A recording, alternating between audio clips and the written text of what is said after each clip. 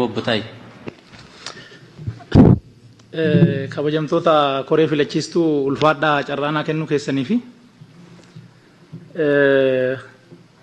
filannoo bara kanaatiin haala hamaa keessa teenyee paartiin keenya injifachuusaa galata dhiyaate hundumaa anis sheeriin godha kabajamoo obbo Fiqaaduun dhiyeessanii garuu immoo haala keessa jirru wajjin wal qabatee namoonni waajjira caffee kanatti afayaa'ee akka ta'aniif dhiyaatan kun gahumsaan maal fakkaatu ka jedhu gaafiin qabu.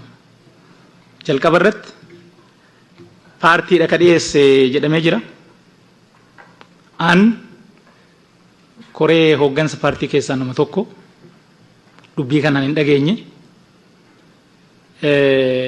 Warri godina irraa dhufanii itti mari'atanuu akka jiru nan beeka. Hirmaachisuun baay'ee gaariidha.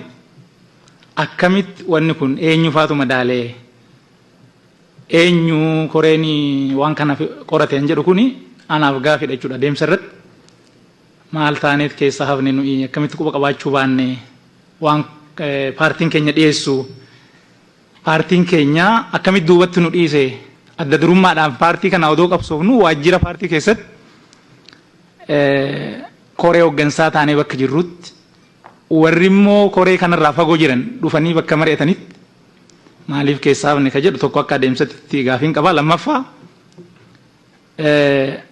naannoo keenya keessatti wanni baay'een han hojjanne han milkeessine jira wajjin sheer goona haa ta'u immoo wanni harcaafne wanni ammas uummata keenyatti rakkoo ta'e dhibee ta'e ibidda ta'e baay'eetu jira jechuudha. Maddi rakkoo kanaa akkaataan caffeen keenya itti gaafatamummaa qaama raawwachiiftu itti ilaalaa turetu rakkoodha jedhee nama jechuudha.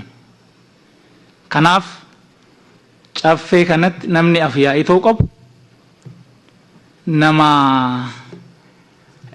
muuxannoodhaanis gahumsaanis waan kana madaalu beekamu ta'utu irra jira. Amma wanni an dhiyaaten kun kabajamtuu adde Sa'aadaanis kabajamaa obbo